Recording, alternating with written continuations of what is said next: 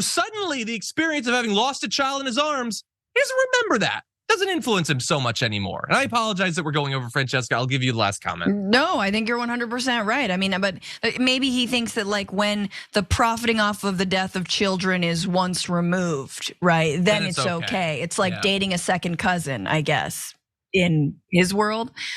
He probably has, or I don't know, your stepdaughter in his dad's case.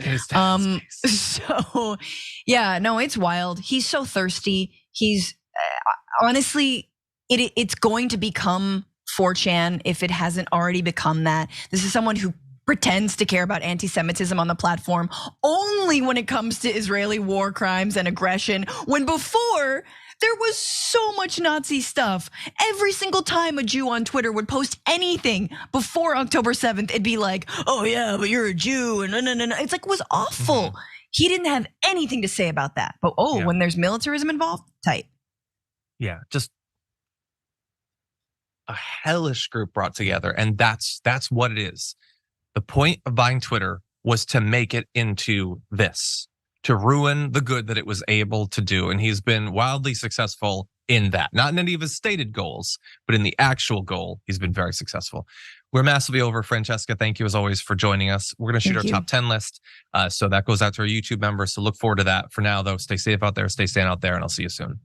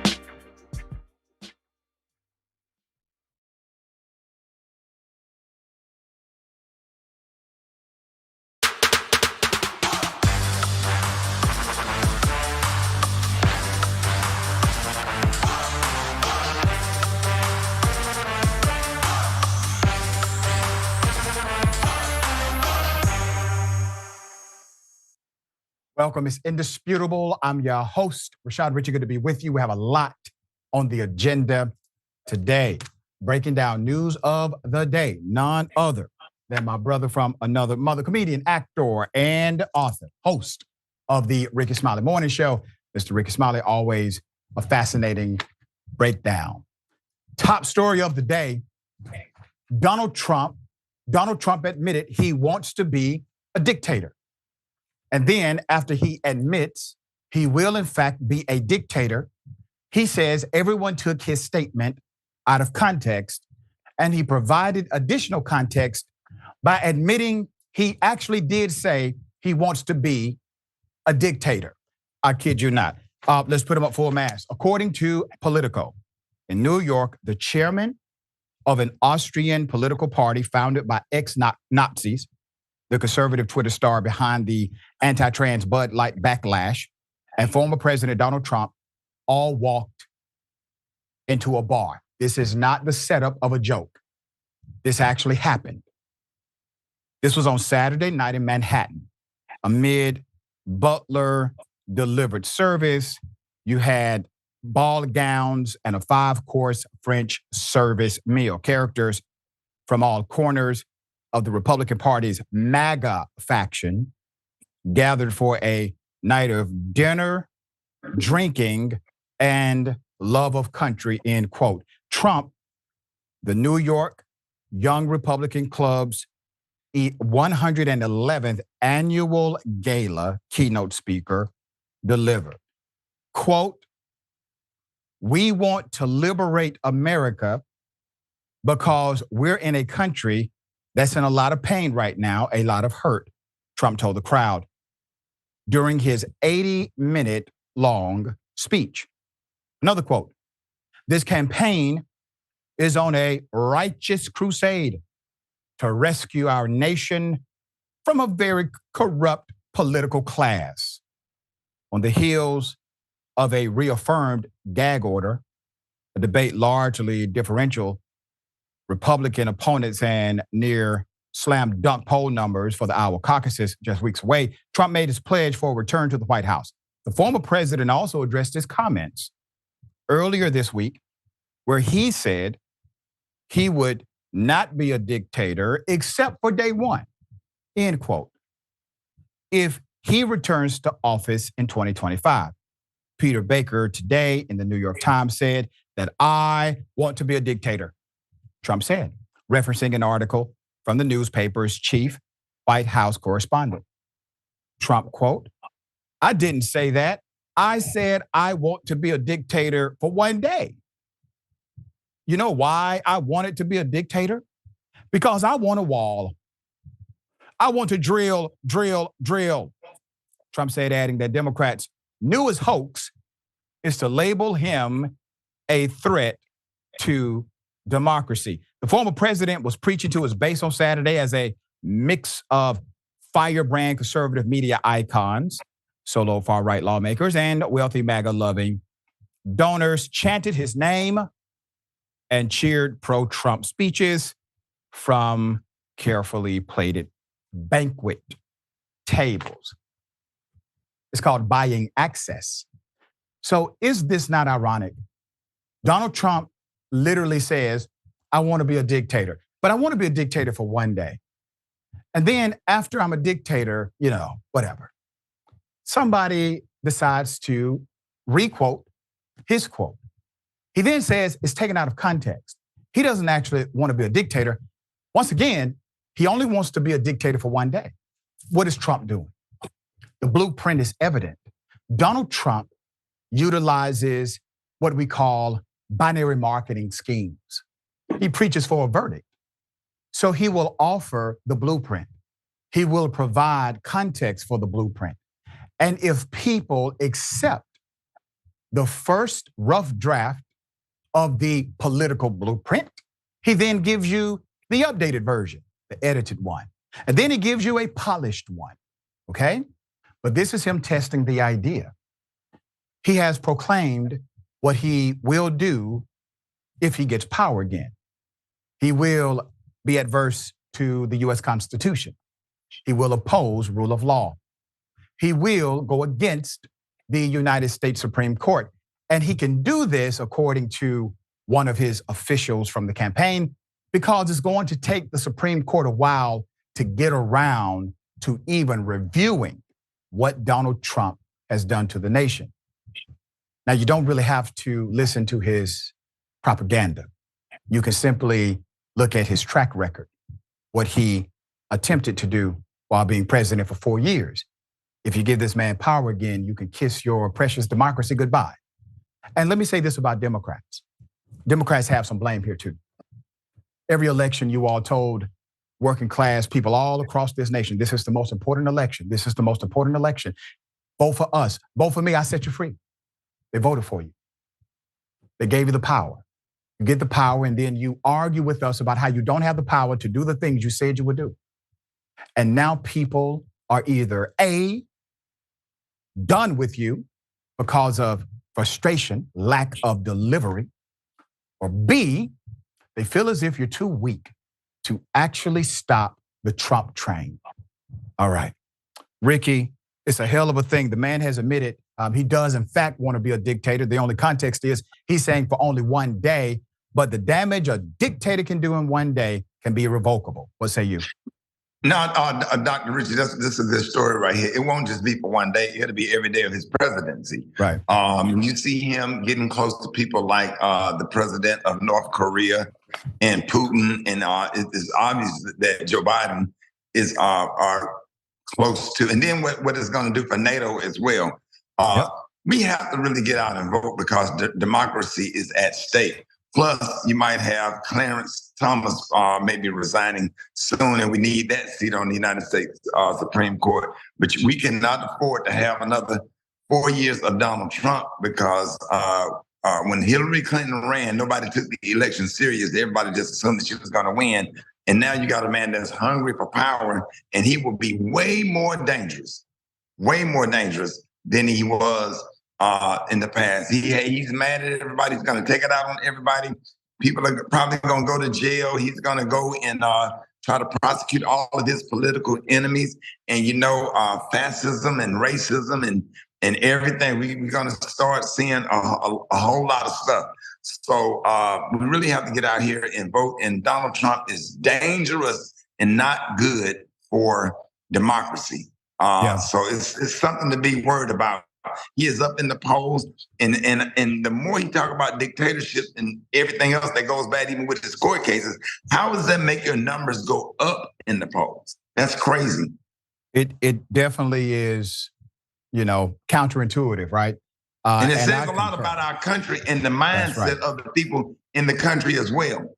That's the part, because you got to have a consumer class in politics for this to work. So there are people consuming the brand of Donald Trump. And I don't think that level of support goes away for him. I think it only gets enhanced because a lot of the people, if not most of them, they support Donald Trump because they are antithetical to the concept of democracy. Democracy started to make gains. Democracy started to create some places of equitable outcomes, and they didn't want that. So now the formation of government must change for them. So we're not going to win an argument with them talking about democracy. They don't want democracy. Right. They've made it clear. All right, we'll give you updates as they come. Here is one of them. Remember, we talked about this last week. We have a major update. Alabama man changing his tire. He gets arrested, he's handcuffed, and the officer decides to tase him in the back. I want to remind you of the video. Here it is.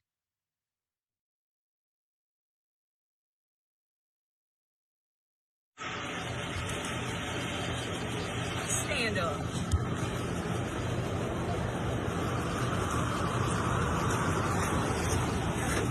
Right there in front of the car.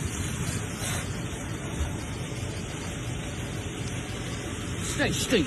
I ain't doing it, bro. I got gun right there. I'm not doing that. Oh, yeah. I'm saying, what you saying? Oh, yeah, fuck. I'm not. Oh, my God. Okay. Down. Oh, my fuck. Oh, my God. Oh, my God.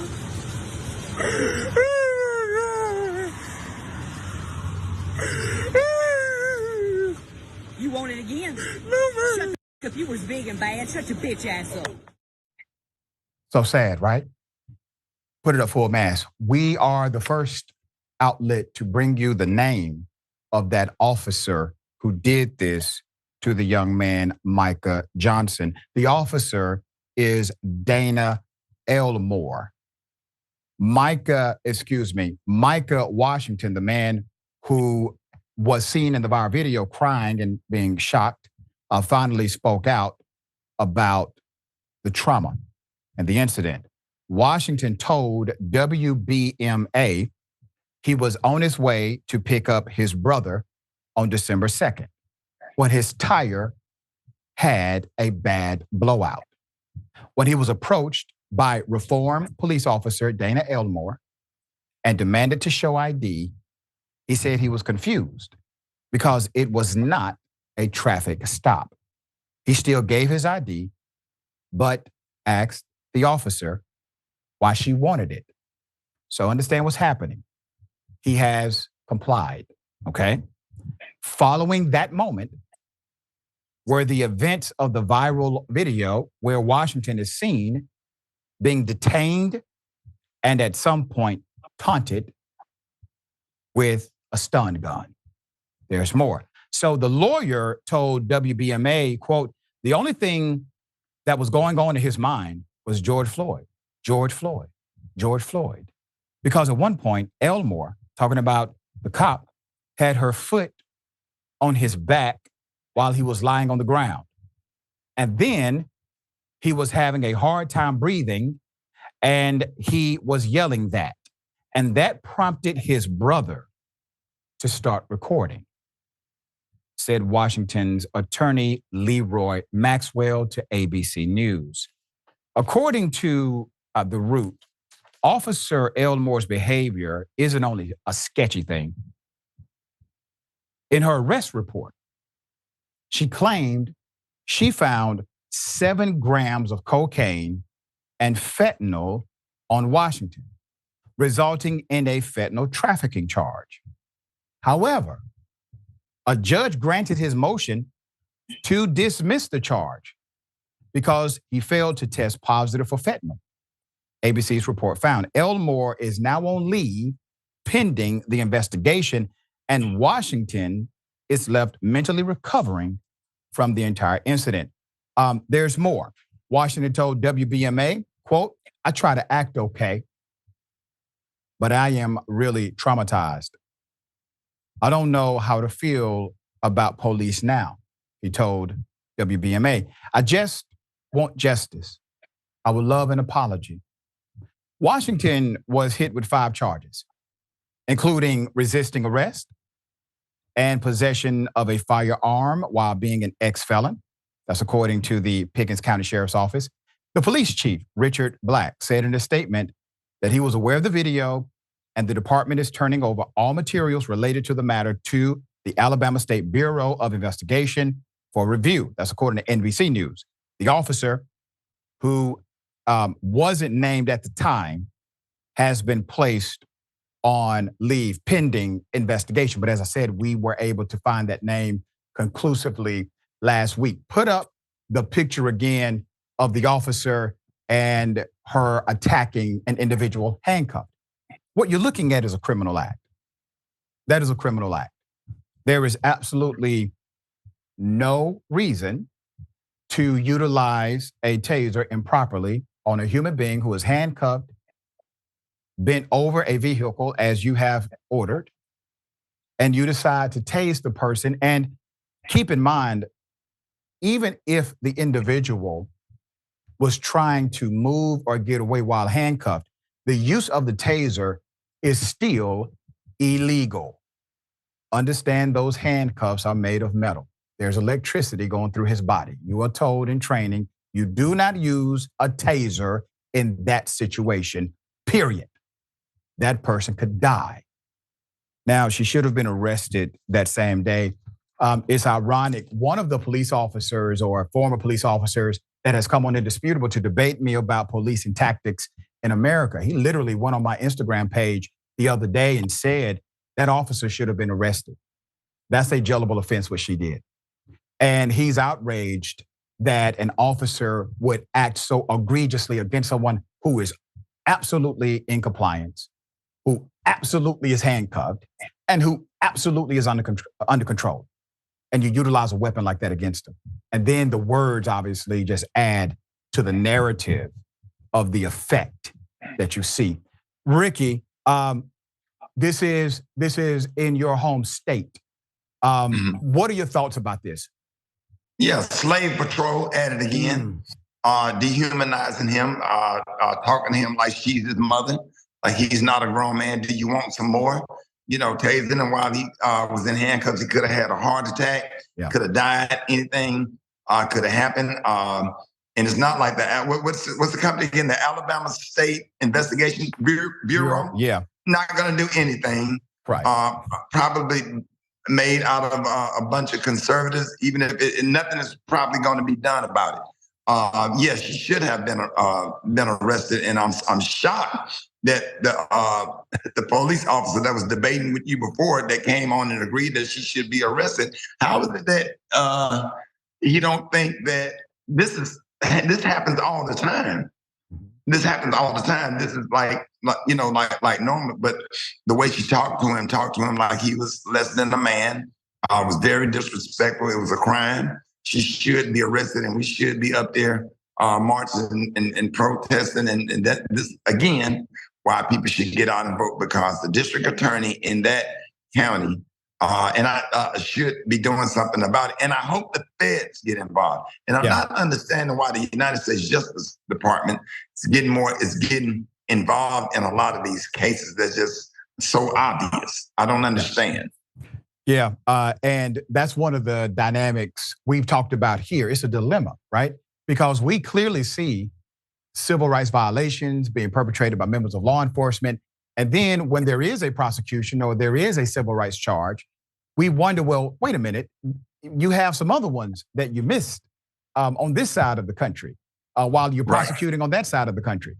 These things have to be dealt with in a more formidable way in order to transform the narrative. All right, we'll bring you updates as they come. Imagine you go to a Kia dealership. All right, you're at a Kia dealership. You get the police called on you. They are breaking their own policies doing so because you happen to have a cashier's check. Put up the picture full mass. This is a hell of a story. Illinois. A woman named Sade Crockett is fighting back after being wrongfully accused and arrested of using a fraudulent check. It was never fraudulent. Crockett is filing for racial discrimination against McGrath Kia of Highland Park, according to court documents. Crockett's attorneys and the Atlanta Black Star report, quote, Crockett and her uncle first went to the Fifth Third Bank in Chi-Town in Chicago and obtained a cashier's check. This is all very normative from Graves' account, which was legitimate and intended as a birthday gift to his niece. The duo explained to the tellers that they intended to purchase a vehicle with the cashier's check and even called the dealership from the bank to ensure a cashier's check would be proper payment for the intended purchase. The dealership also advised Ms. Crockett that she would not need to bring her uncle with her to make the purchase, and she dropped him off at home before heading to the dealership. Let's put up the dealership. I want to remind everyone that this is one of those transactions where you have made communication with the actual dealership. The dealership is involved with the communication via the bank and protocol. And they have informed Ms. Crockett, we are able to accept the cashier's check. It works like cash. We're able to accept it. You do not have to bring your uncle in order to complete the transaction. Everything is above board. They have met every protocol established. Ms. Crockett says she felt unwelcomed walking into the dealership, however, especially by the entirely white staff. After test driving a 2021 Chevy Blazer, Crockett decided she'd like to purchase the vehicle. Quote, When the dealership called Fifth Third Bank to verify the check, they failed to call the same branch, okay? They failed to call the same branch, and they were told the check was likely fraudulent without adequate investigation, without any due diligence by the bank. The dealership decides to call 911. So they do no due diligence. Bank does no due diligence. They immediately call 911 on this black woman, okay? Everything is legit. It's a gift. It's a gift. And obviously, a gift that was well received and appreciated from a family member, okay? There's more. The dealership then called 911 and asked for the Highland Park Police Department without bothering to call the correct branch where the check was drawn. Ms. Crockett was arrested despite her pleas to explain what happened. So let me get into the lawsuit. McGrath Kia deviated from his own policy and practice to return checks to customers and decline the sale. That is their policy. You do not call 911 on customers. With Kia, you're supposed to return the check and say, we decline the sale, all right? When the validity of a check may be in question. McGrath Kia deviated from this policy and practice based solely upon Ms. Crockett's race and instead called the police to have Crockett be arrested. Ms. Crockett was told she was not a customer of the bank and that she could not verify the check because the computers were down.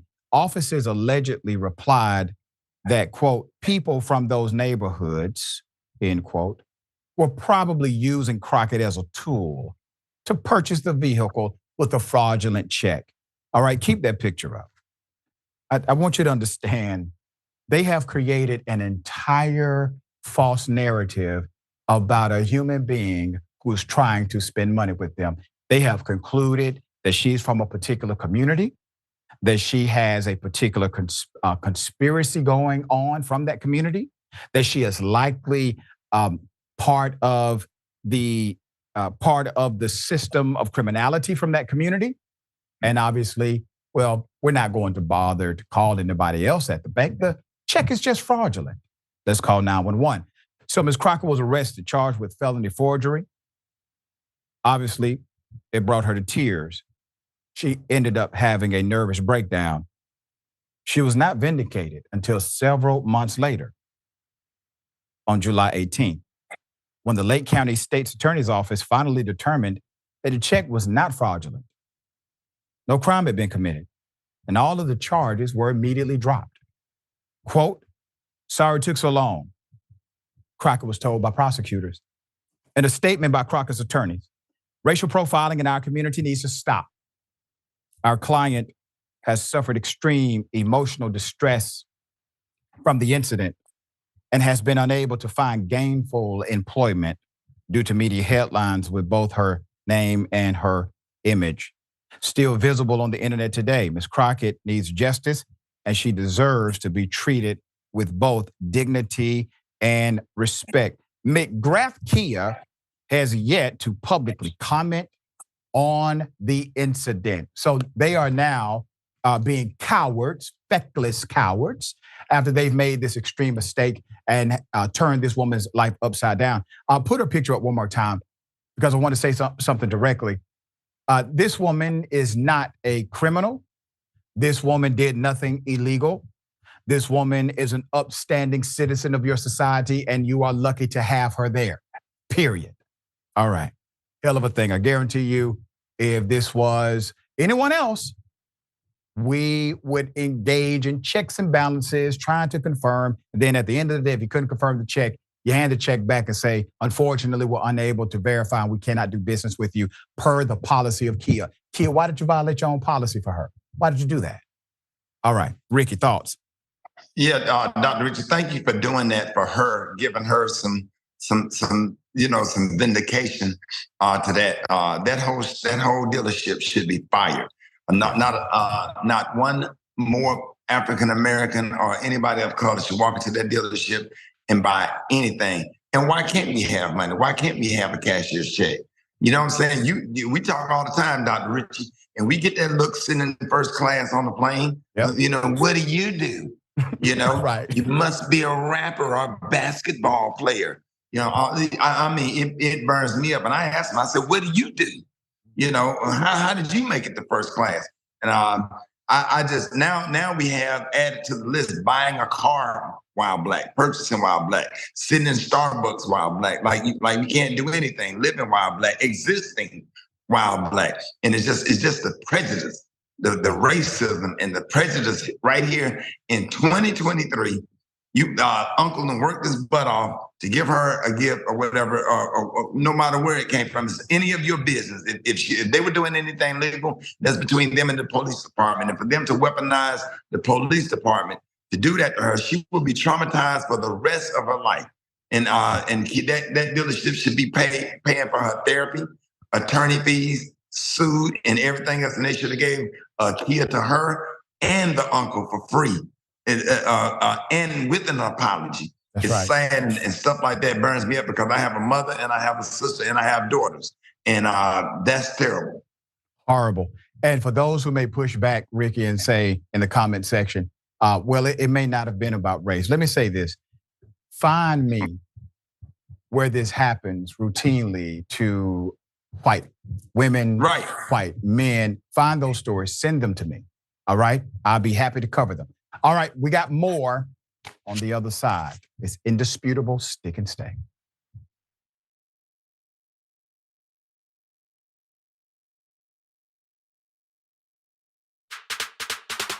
Indisputable, exclusive, disputable, exclusive. We brought you this first. No other news agency has this video. No other news agency has this story. Every week on Indisputable, we do original, exclusive, investigative reporting you'll find nowhere else. Our reports have been viewed by millions. Hosted by Sean King, Ben Crump, Senator John Ossoff. You, through your investigative reporting, unearthed very troubling allegations about specific forms of abuse and discrimination in the federal prison system. We catching these cases on camera. Just imagine the things that we don't see. Our groundbreaking investigations and exclusive interviews bring you the real voices no one else wants you to hear. We tell the stories. Imagine a prison that is so racist, the corrections officers contact me. That is a life or death situation being created. A Black woman who was driving for Uber was allegedly assaulted by a white male passenger.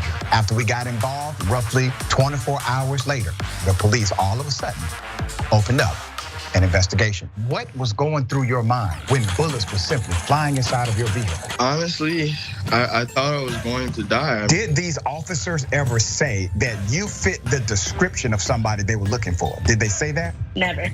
Okay, that means they lied. And we want you to be part of our truth-telling movement. Send pictures and video of stories no one else is telling and a 1 or 2 paragraph summary of the story to Indisputable's exclusive tip line at indvideos@tyt.com. If you have more information about what's happening at this particular facility, please let me know. Together, we're challenging the system, and together, we're making a difference. I have the entire background to this story, and it is going to make your blood boil. Indisputable with Dr. Rashad Ritchie, unveiling the truth, empowering the people. Weekdays at 2:30 p.m. Eastern, 11:30 a.m. Pacific.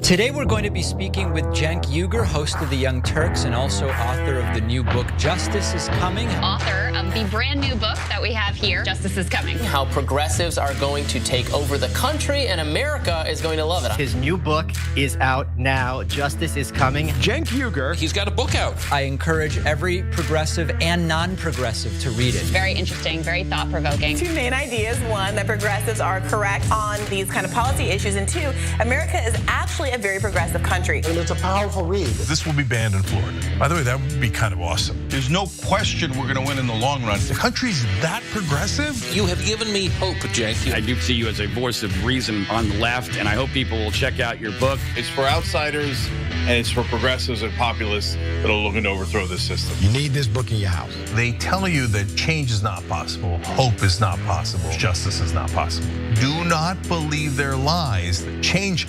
always wins. And then we take off like a rocket. TYT.com/justice.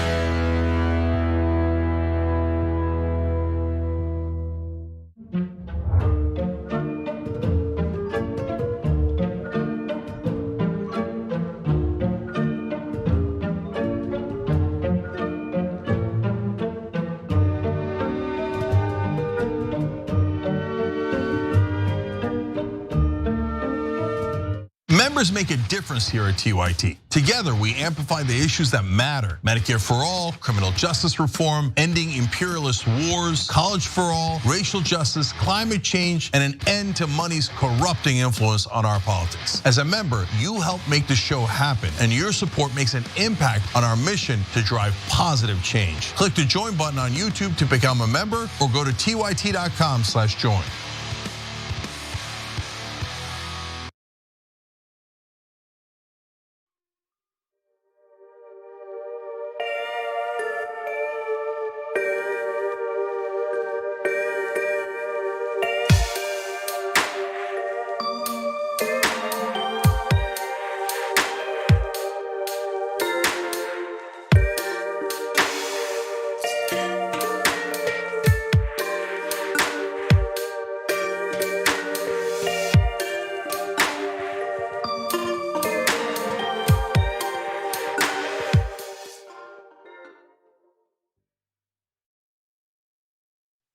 Always good to be with you. We have a lot of comments. Let me get to as many as I can. I'm kind of pressed for time.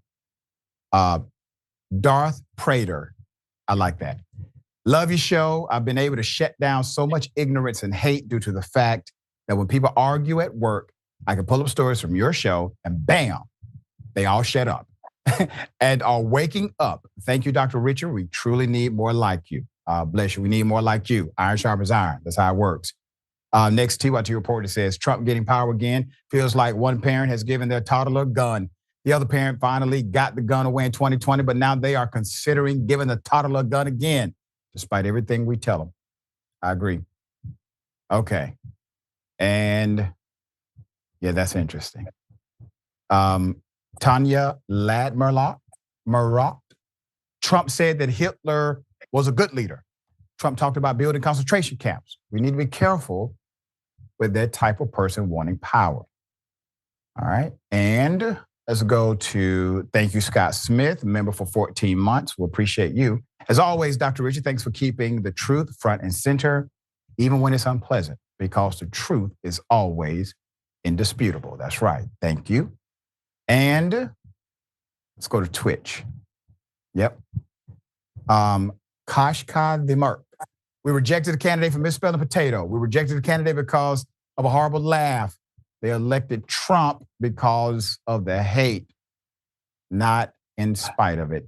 There you go. I mean, we rejected a guy who got excited and yelled on the microphone. Howard Dean. Remember that? Okay. Got something for you. Ladies and gentlemen, I wish a Karen would. You want to call the police on them for having a barbecue on a Sunday. I feel free! Back off! I'm going to tell them there's an African-American man threatening my life. You're the one with the Christ thing on your car, you dumbass! Man! You impotent piece of... I hope your kids get cancer! What are you looking at? Yeah, no! Pinche madre! What are you filming me, you sick? Is that funny to you? I gotta say, the way that guy pulled off, perfect response. Okay, other people may have engaged in a back and forth and may have said something like, "Ma'am, what's the problem? Why are you talking to me this way? What did I do to you?" No. But this guy, this person, just moved on. Why? Because Karens are like terrorists. You can't negotiate with them at all. All right, put the picture up full mass. I mean, she had a whole 360 situation going on there. She was letting everybody have some of that Karenicity, except the person recording who decided to actually pull away. Ricky, I thought this was the perfect response, dear brother. Dr. Rickey, that was a real drive-by. It really was, wasn't it? And I was thinking that when she stuck her head out the window, she was gonna put her elbow on that window up button and get her head caught up in that window. Yeah. And that would have been something, but we're glad that didn't happen and she's safe. But yeah, she cursed everybody out, let everybody have it, and she need to raise her seat up too. It looked like she could. I don't. Yeah, that was funny. I actually cracked up when she said, "What are you looking at that dude driving?" Yeah, that just got up out of there. That's it. Yeah, just take cover. Take cover. All right, you don't have enough ammunition for this one. Okay. Hell of a thing. Remember the racist guy we covered who decided to be racist in front of the police, called everybody the N-word? Well, he cried in court because he got 8 years in prison to serve 4. Let me remind you of the incident that made him indisputable famous. Tuesday, the front in Cherry Hill, the daughter got smashed. Exactly. Is that what you want? No. And you want to know where I was when all this happened? I don't care. At work, monkey. I don't care where you were. At morgue. Just like I told the Mount Laurel police, get these monkey out of here, and you can't do it. That's me talking. 3602 Gramercy Way, that's where I live. Come see me. Hey guys, how you doing? Hey White, why are you back over here? Well, somebody called me. Someone called you. It's private property. You have no jurisdiction here whatsoever. I do. None. Somebody calls me. Hold on. I need back up. You know what? Hold on. Go ahead. No. I'm gonna let you do your thing. Go talk to these. Go ahead. Stop. You go talk to. Let them know what I'm all about and what their rights they have. All right. You want to go back to your house? I'll come back to you. No, I'll stay right here. It's common property. Okay. Have a nice night. I'm gonna let you guys get an education right now. All right. Thanks, man. Appreciate it. I'll do my job. Right? No problem. So I'm not going away until your husband stops finding me and threatening me while I'm at fucking work. Cagney, cut it out, man. Oh, wait. Talk to them. Arrest me. I'm not kidding right now. Relax. You just cut it out, dude. That's what you see, Brandon. 3602 Gramercy Way. Come see me, you. Oh, they came and saw him, all right. Put up the picture full mask. This is a hell of a narrative. Now, the police said, I'm not going to arrest you. I have never heard a cop prophesy that they are not going to arrest somebody. First of all, you don't know the scene. Maybe he has done something illegal, which means you do need to arrest him, right? Well, the courtesies he received, I mean, he's the aggressor. The officer is saying, hey, just let me do my job here. I'm just here to do my job. 47-year-old Edward Matthews, the man from Mount Laurel, New Jersey, whose racist rant went viral in 2021, has been sentenced to 8 years in prison on Friday. He pleaded guilty in October to 4 counts of bias intimidation, as well as possession of a dangerous substance with intent to distribute. Yes, ladies and gentlemen, he was talking all that ish and also a drug dealer. This is just insane. There's more. Per NBC 10, Philadelphia, an investigation into Matthews started around July 2nd, 2021, after the prosecutor said a resident went to the police department to file a harassment complaint against him. A short time later, officers responded to a residential neighborhood for a report of a man needing to be removed from the area. Upon arrival, officers found Matthews using racial slurs while engaging in verbal altercation with 4 residents, according to prosecutors. It was revealed during the investigation that he brought upon himself that Matthews had a pattern of abuse against his neighbors, including leaving a threatening note on one of their vehicles. In addition to harassment and using racial slurs, Matthews was also accused of stalking and damaging his neighbors' vehicles and smearing, wait for it, feces on their windows. Videos of Matthews had gone viral showing him harassing and using racial slurs toward his neighbors. One of the videos showed Matthews repeatedly calling a black male a monkey and the N-word while bumping his chest and appearing to spit in his face. Days later, massive crowds of protesters formed outside of Matthews' home for hours in response to the video. So here's a recap of the protesters and his eventual arrest. It took all of this to get him removed. Here it is. No, he didn't have kids. I think he has a girlfriend. He's just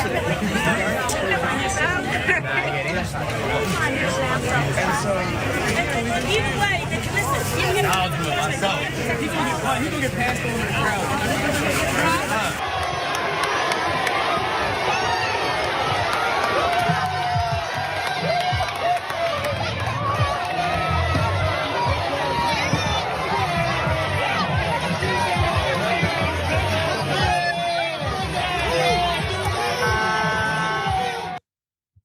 Yeah. So he gave out his address. He told people pull up, and they obliged. That was an invitation. Okay. You cannot say trespassing when you invited individuals to your home. So those were his guests, ironically, based on law. He invited them. There's more. The drug offense was filed after mushrooms were discovered during a search of Matthews' home, according to officials. So recap of the prior incident where he admits to selling drugs. He admits to selling drugs and says the cops won't help his black neighbors here. I sell drugs. That's what I do. That's what I've always done around here. I stopped, went to prison 3 times. Now I have all the friends with the cops. If you guys want to keep doing it this route, we're going to go the legal route. You're not going to get any help from the cops because they're my people. Do you understand? Yeah. That's why you're not getting anything. And I know that you've said that. The cops came down and told me, they said, what do you want us to do? So you can figure that out. We're not trying to cause you a problem. You're not trying to cause us a problem, right? I've never been trying to cause you a problem. Right. So there's no reason for the cops to come back around. We should be perfectly cordial, be able to have these conversations and be able to live around here with no problem.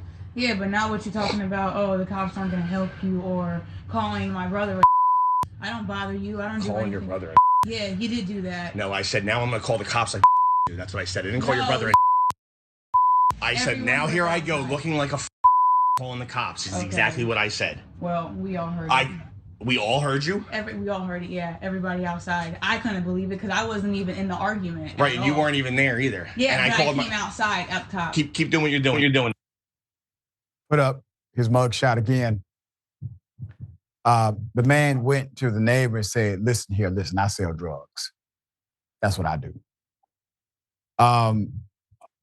He should have been arrested when the officer first responded.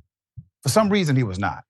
It took an entire community to accept his invitation to come to his home before an actual investigation happened and he then got arrested. He now has 8 years to serve 4.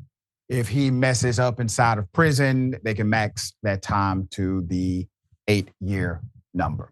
All right, Ricky, thoughts here?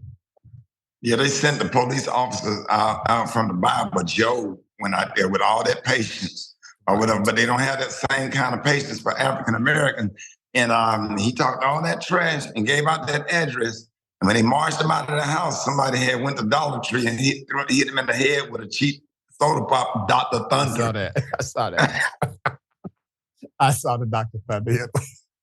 All right, we don't, condone violence, but that was funny. We don't. Right. We don't. Man. But yeah, so now he's gonna do his time in prison. I just love seeing justice for people like that. That kind of behavior, that kind of racism or whatever. And it sends out a strong message to other people that have that in them to maybe work on themselves and get out of that, because it is just not gonna go well for you. It's 2023, even though there's a lot of racism still going on or whatever, but communities, black folks are just not playing that. We're not taking it no more. And this is not the 50s. You have the internet now, you're giving out your address, you bold or whatever. Folks showing up. Yeah, they're showing up. And, the thing is, that community got together. They got rid of somebody who was a drug dealer, according to his own words. Obviously, he was racist, according to his own rhetoric. And now that community has been set free from that kind of tyrant. All right, we got more. It made me feel good to see him get marched out of there. It was beautiful. Yeah, and the police marched him out probably for his protection at a point. But once they found all the illegal substances that he admitted to having, lights out. All right, we got more on the other side. Indisputable, stick and stay.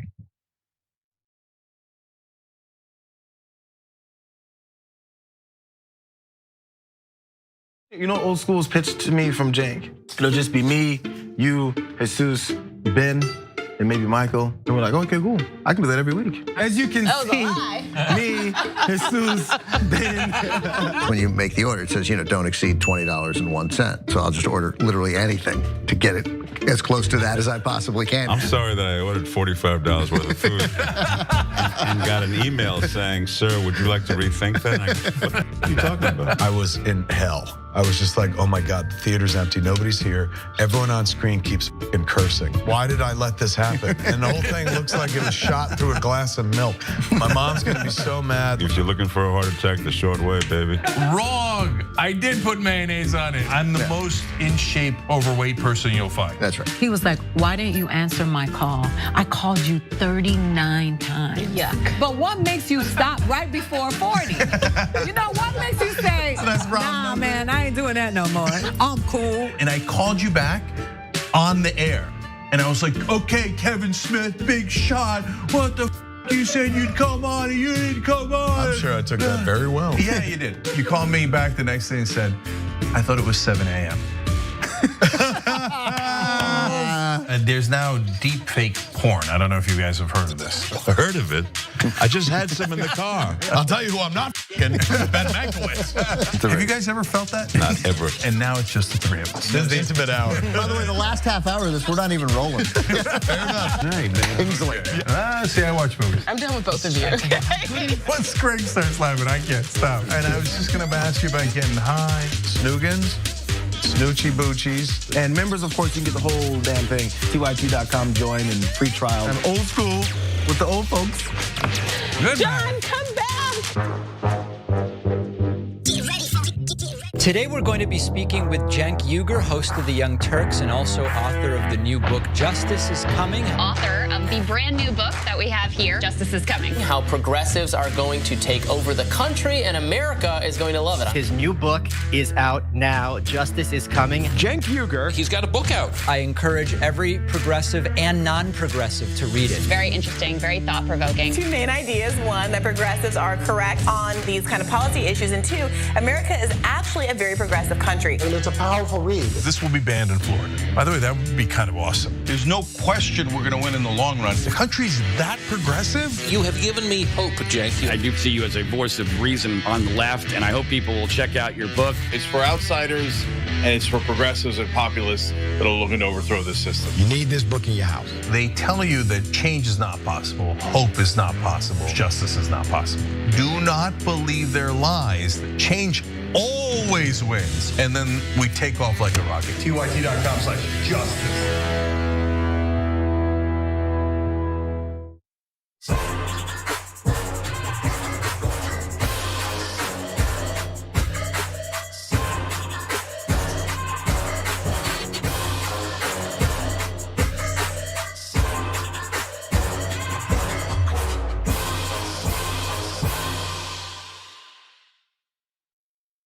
We've been around for about 20 years and we have about 20 billion views. Am I proud of that? Hell yeah, I am. We put out 20 billion messages in a bottle. Have we helped to move now 2 generations, millennials and Gen Z, to become progressive? Yes, those numbers are real. We moved generations. Were we the only ones? Of course not. But we have been the largest online news show for now decades.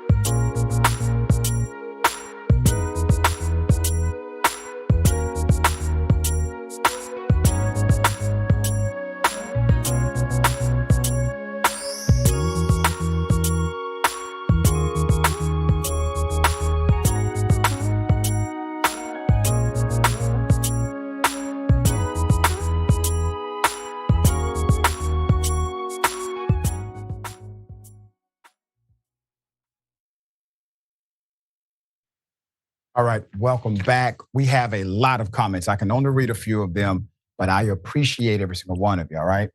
Okay.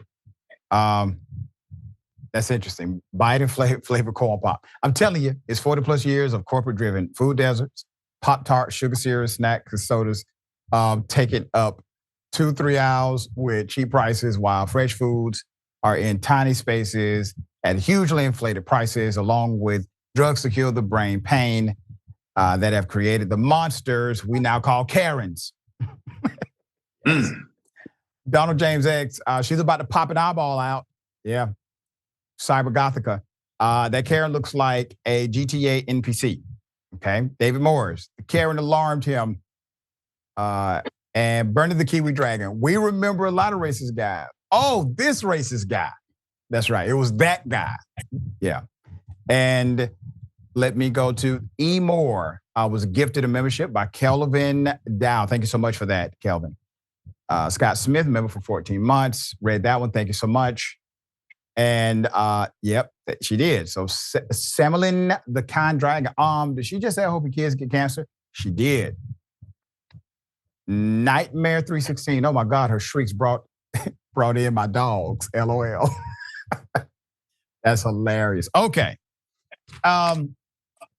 You know, it's a serious situation, but I could tell you this was coming. Comedian Charleston White. Now I say comedian loosely, all right, because D.L. Hughley said don't embarrass the craft by calling it comedy. So I'm saying comedian because that's what the headline says, all right? Charleston White got into a scuffle at a performance. I want to analyze this thoughtfully, okay? So I'm going to show you the video and then we'll get into it. Here it is. Give a damn about getting booed. I done already got paid. You paid to see me. You paid to see me. Lakers jersey wearing ass. Pull out some money though. Pull out some money though. Pull out some money though. Pull out some money. Pull out some money. I hit you on your goddamn head. Pull out some money. I hit you on your goddamn head. Hit you on your goddamn head.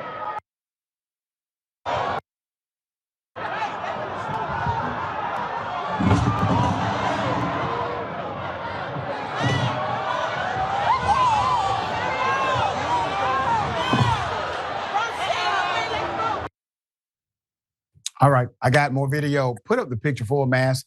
When this first started, when I'm looking at it, I'm thinking, okay, is this a skit? Once I realize it's not a skit, I'm asking another question. Where's the security, right? Typically, you have a protocol for something like this. You clearly see there's a real engagement happening. It is about to turn violent. The man on stage has picked up a weapon, something to protect himself or to launch an offensive attack, right? So according to Complex, Charleston White performed in Crockett, Texas on Saturday night as part of a Christmas-themed event he was booked for. During his set, White allegedly questioned the validity of the 2020 NBA Finals, where the Los Angeles Lakers, 2 Lakers fans in the audience, did not seem to take kindly to White's commentary. White claimed that the man who was wearing a Kobe Bryant jersey asked to come up on stage. He explained that he feared for his life at that moment, which he says caused him to hit him with the item you see on camera. So following the incident, White would joke about pressing charges. So here's what he said afterwards. Boy, I'm pressing charges like a man, I'm pressing charges. And then I'm taking my disability papers to the prosecutor's office so we can enhance the charges. Because you jumped on a disabled person, a legally blind man. Now, your attorney can go get the pictures all they want to and videos of me driving doing this here. He legally blind. And you jumped on a disabled man, boy, your charges gonna be enhanced like a and he a community activist, and he a youth advocate. Boy, your ass gonna be in trouble like a and boy, get what? I'm gonna take this eye out when it's time to come testify. I'm gonna feel my way around the courtroom. Yeah, I'm gonna feel my way around the courtroom when it's up there. Say, they go have the Bible out. Will you put your hand on the Bible? Yeah, I'm gonna do this. Yeah, like I see this. Yeah, sir, the Bible right here. Oh, okay. You swear to tell the truth, the whole truth, there's nothing but to tell you truth. So help you God. Yeah, I do. Then when I get there, they go have the microphone right there to talk. I'm gonna be talking like this, like I'm talking on the microphone. Sir, the microphone right here. Oh, okay. I'm sorry. Yeah. Okay, I got it. Yeah. Well, yeah. Can you point him out? Can you spot him out? I'm gonna be able to see him with that. Can you see him? Yeah, that's him right there.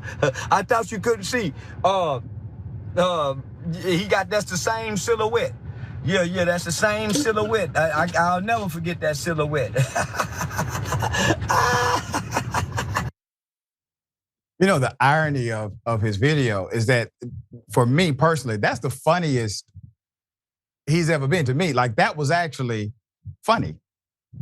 So he's making light of, and I said he's going to press charges. He was able to create a narration that provided some levity to the situation. But you got to imagine, that's a scary scene.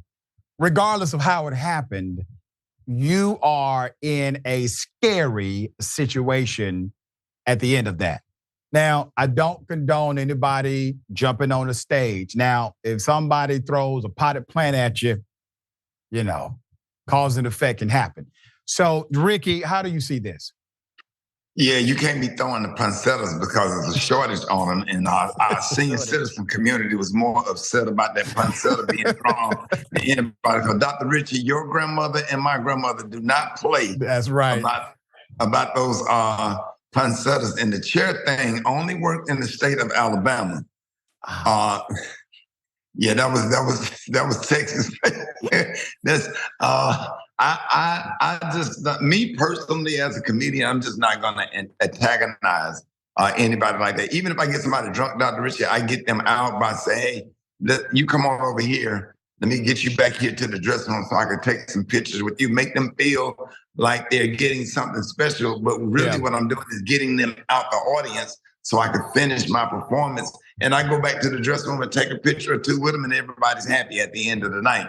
I fear for his safety, having that many enemies and going all over the country, and you into it with rappers and stuff. I mean, I understand some of the things that he's trying to communicate and say about some of the negative things that's going on in the community. But I don't know if I would take that approach, because I think I love my family enough not to have my family show up at my funeral, because that right there will get you to an early grave, because the world is a bad place, and that's dangerous. Yeah, like I said, at the end of that, that's a scary situation to be in. And once you throw a potted plant, special poinsettia, man, you know. Yeah, and I didn't know his eye was man, wow, that's a lot. Yeah, whole lot. All right, hell of a thing.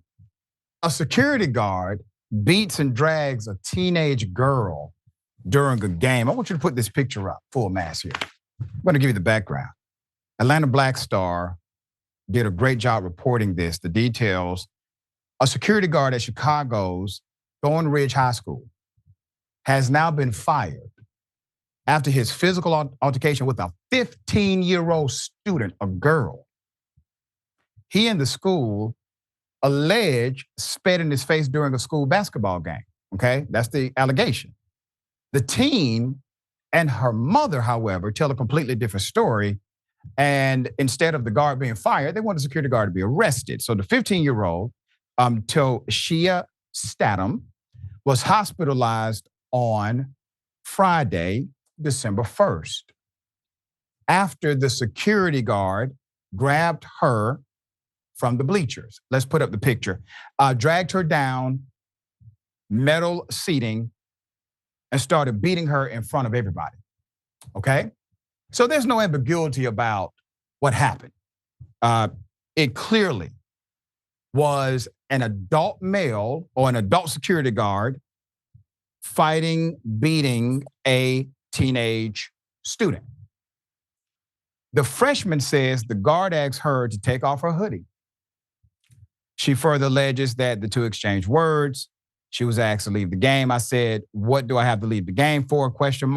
She asked him, according to her interview with Fox 32.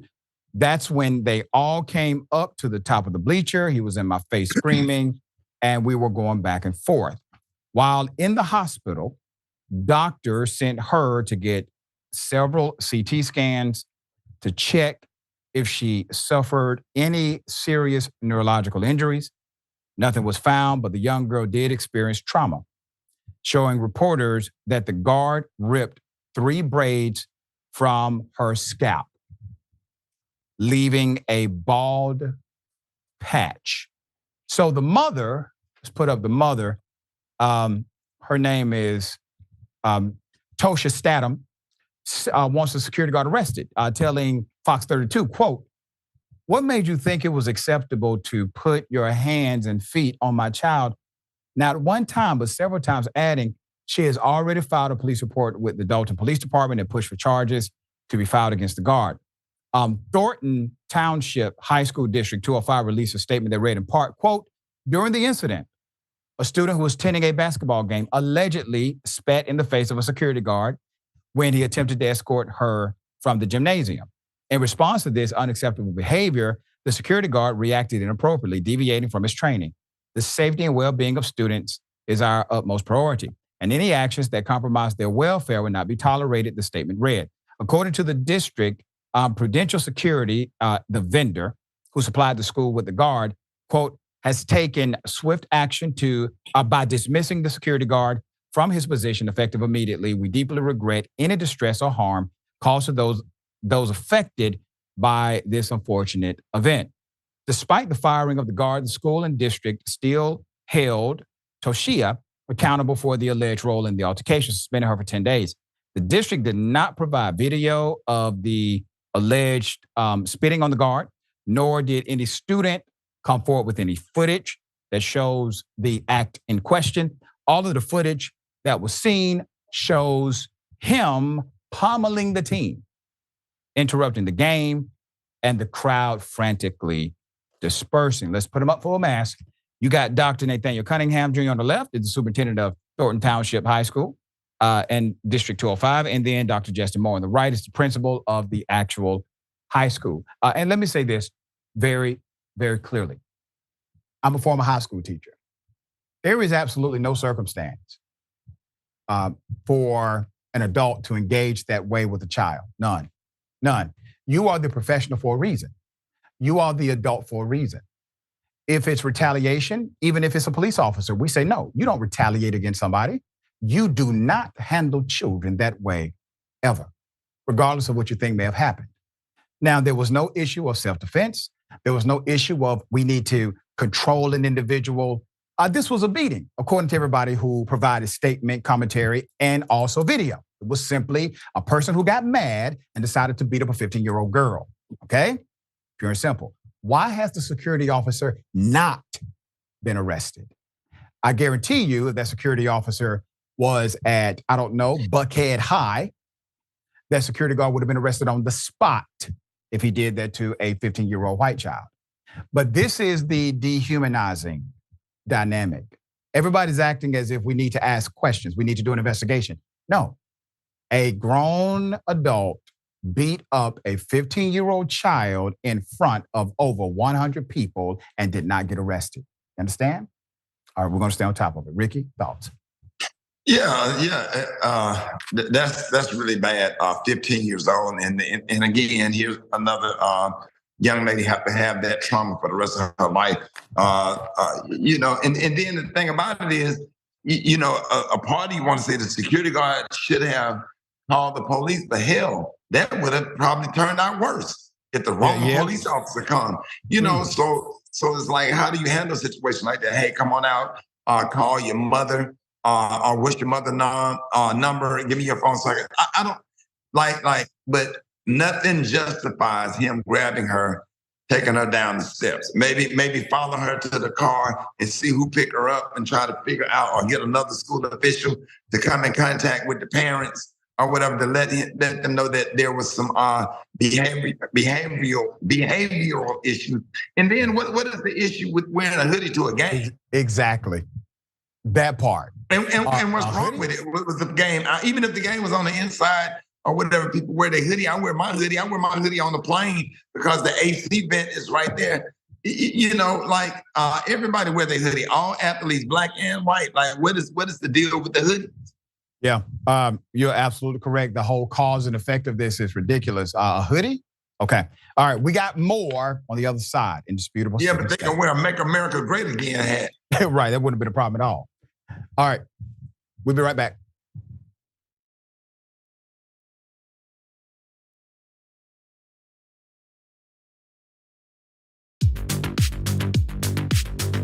I'm wearing one of our pieces of merchandise. So the funny thing about the Dragon Squad, and that's what our viewers call themselves. That's the name of the group, but every individual chooses their own name. You might have Cincinnati Dragon. You might have Harry Potter Dragon. We have a Grandma Sunshine Dragon is one of those that I remember. These are people that like to have an element of themselves, their lives, what's significant to them reflected as a part of the community. But the concept of the Dragon Squad is just something I threw away as a joke. I was mocking the Proud Boys, these like right-wing groups that come up with a name for themselves that they think is cool, but it's actually really lame. And I thought, off the top of my head, I can come up with something that's still kind of lame, but much cooler. And so I threw out Dragon Squad, and I just moved on with my life. But everybody liked it, and so they kept it going, and so we've embraced it. And I think again, this was during the period of the pandemic. I think it was sort of nice to have a renewed sense of community, a feeling that you're a part of something when everything seems so chaotic. And as a result of that, we've got independent artists online streaming, making beautiful digital art of dragons. We've got, we've released a number of pieces of merchandise that people love sending us photos of them. And then, by the way, for me personally, people send me, like you can probably see in the background, like a knitted dragon someone sent me. There's a dragon book they sent me, dragon board games they send me. People have done like custom ironworks, making dragon bottle openers. Like the fans are super invested in diamond art and things like that. And so it's great that they send this stuff. Sometime we're gonna have to set up a wall of all of it. But yeah, it's definitely brought the community a lot closer together. The fact that we were no longer in this big studio, I felt a lot more personally attached to people. It felt very immediate. And I know that I personally needed the connection.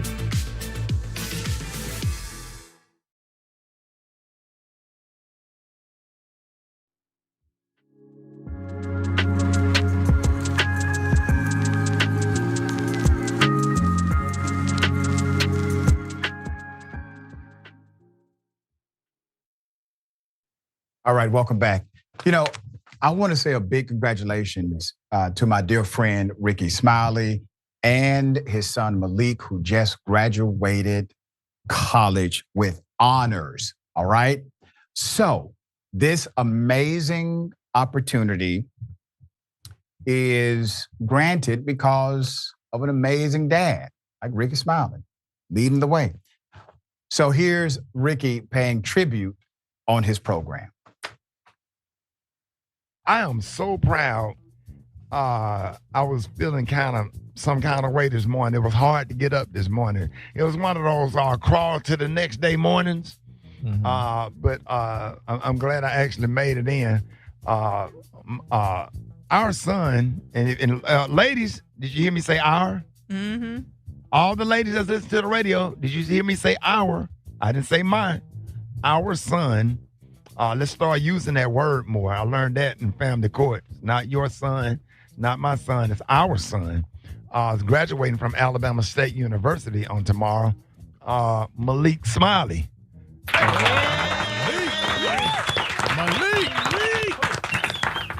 I got him on the phone. Hey, Malik. Yes, sir. What up, boy? Man, what's going on? Hey, you up early this morning? Are you excited? Yes, sir. Yeah. I know you are, because he done worried me to death about his clothes, Brett. He got a nice little. I know he got to be sharp now. Got to be sharp. That's a real day. Now here's the footage, Rickey, of your son accepting the conference of the degree. Here it is.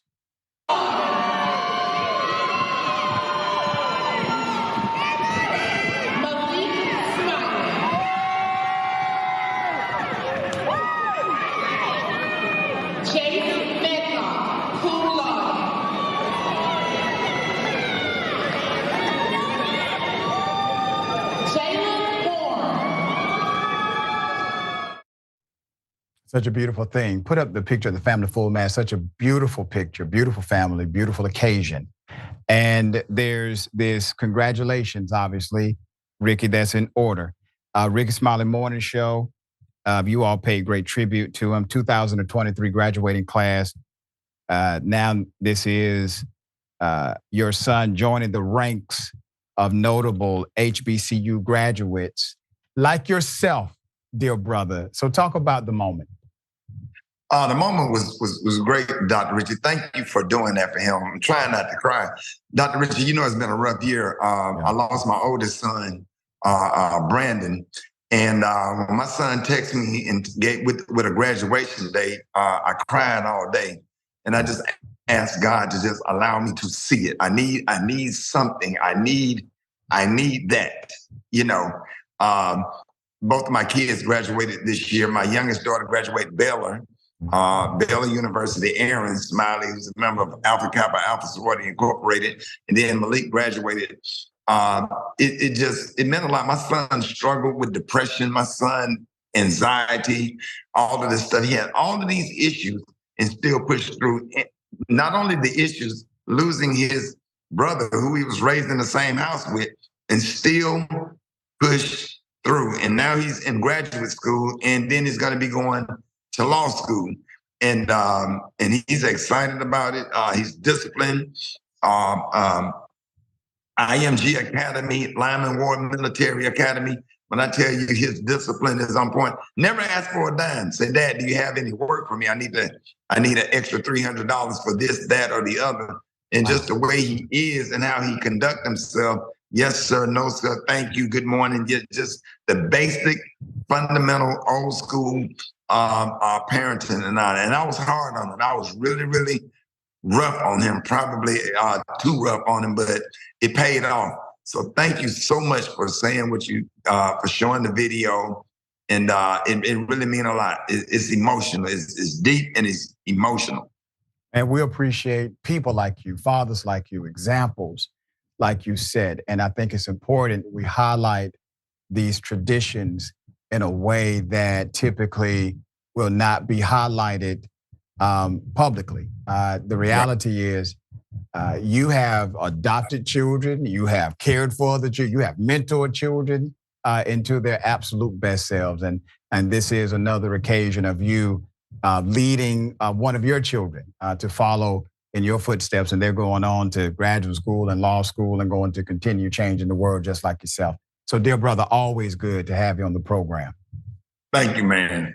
Absolutely. Appreciate that. I appreciate you, brother. All right, we got more. The bullpen is next. Stick and stay.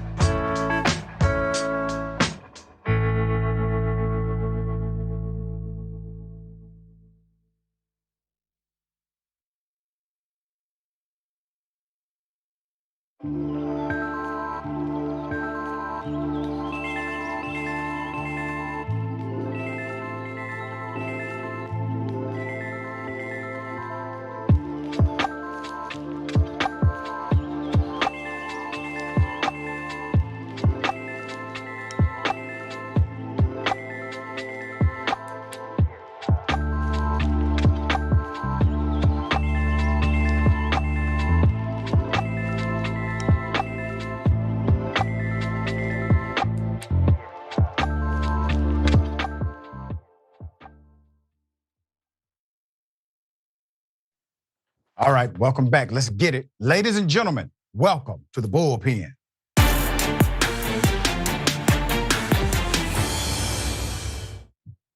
He's back in the Bullpen. David Grasso, anchor for Bold TV, anchor and CEO. He's an amazing person, multi-talented. We want to talk about Donald Trump saying that he does, in fact, want to be a dictator. All right? So, David, I don't know what you believe about this comment, how you feel about the comment, but I would allow you to provide your commentary and I will then opine. Yeah, so this is the second time he said the comment last night at the New York Young Republican Ball over there at Cipriani's, which is in the middle of Manhattan. He said the same comment again, that he would be dictator on day one. What does that mean? We don't exactly know. His follow-up comment said that, he's going to do what a lot of administrations have done recently, which is undo a lot of things that the past administration did. And that seems to be now a tradition in American politics when we volley back and forth between parties.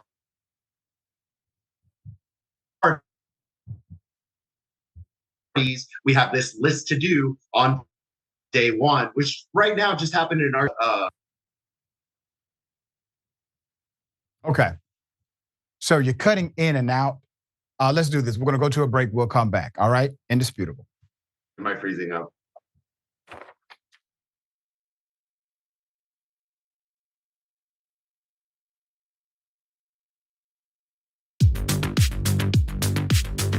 I'm wearing one of our pieces of merchandise. So the funny thing about the Dragon Squad, and that's what our viewers call themselves. That's the name of the group, but every individual chooses their own name. You might have Cincinnati Dragon. You might have Harry Potter Dragon. We have a Grandma Sunshine Dragon is one of those that I remember.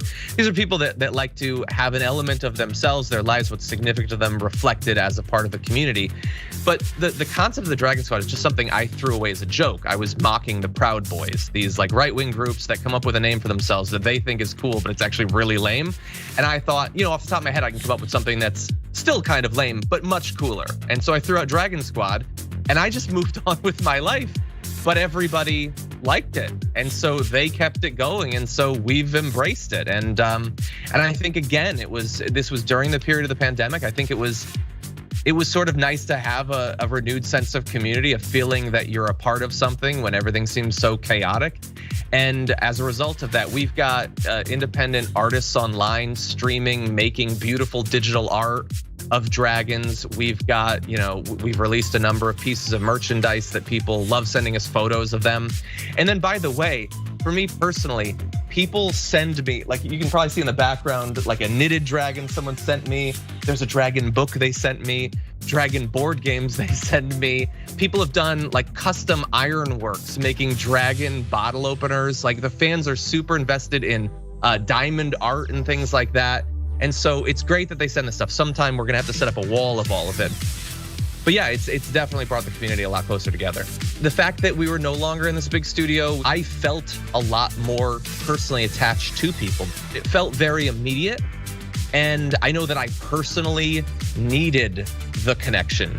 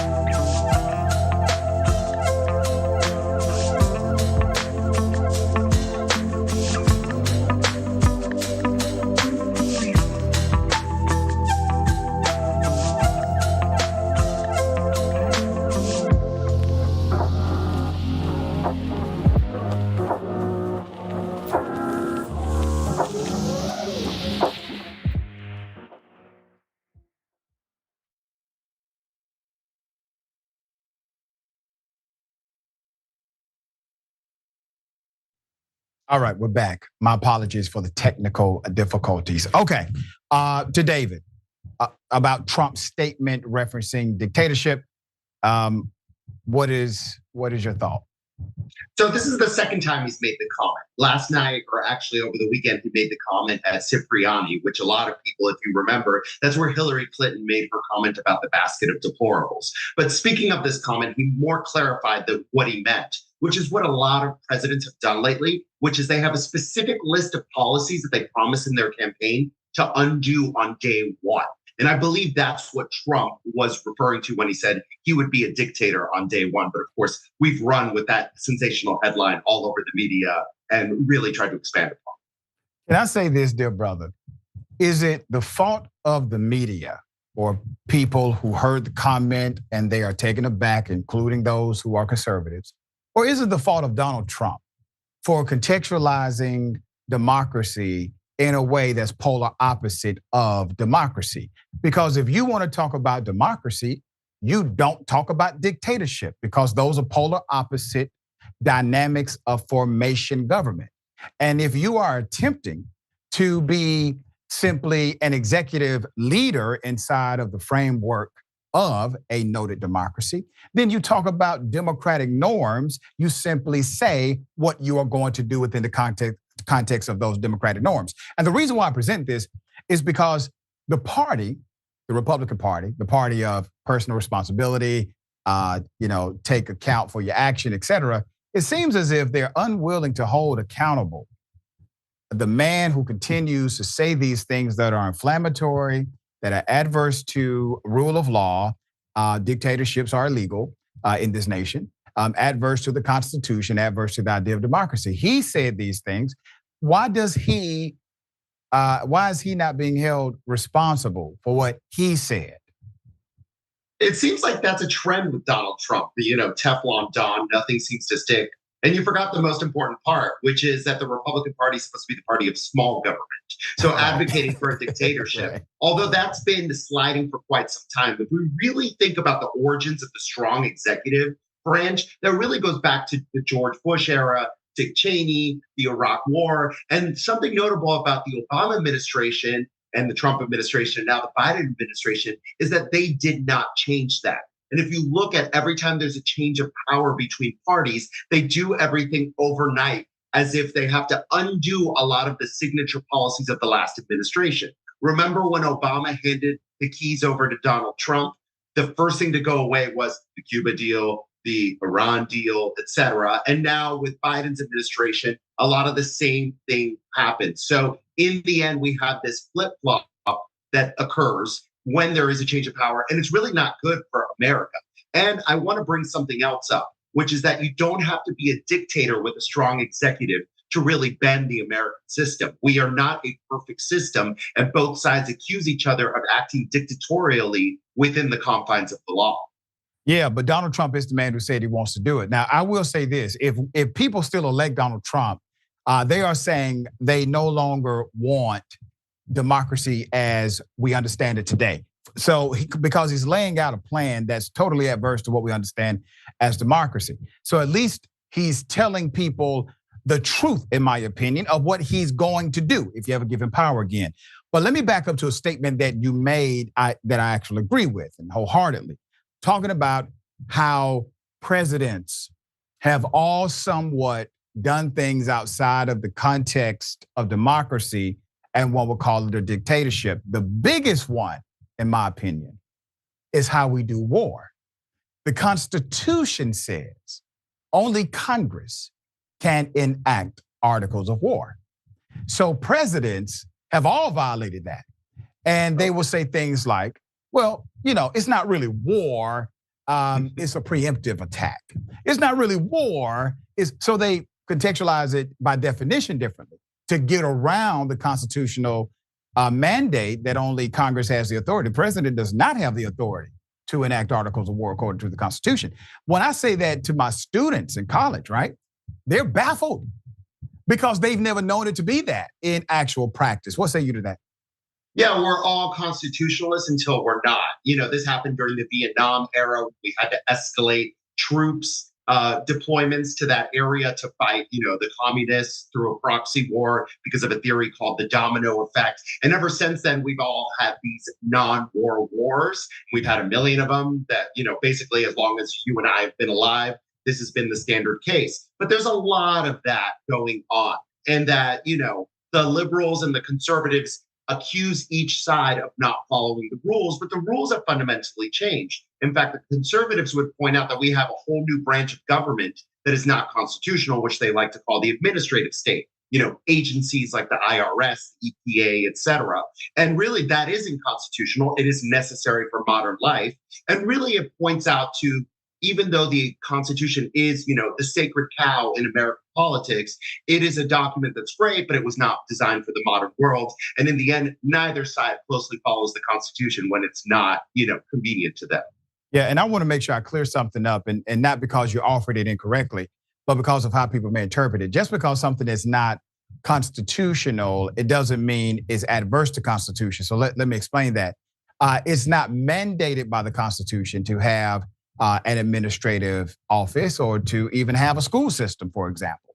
But that doesn't mean that having a school system is unconstitutional, right? So I get the framework. I just want to make sure people always understand there's permission to create, to make, to develop these opportunities inside of government based on law, statute, and also some administrative dynamics. And it doesn't necessarily mean that it's adverse to the Constitution.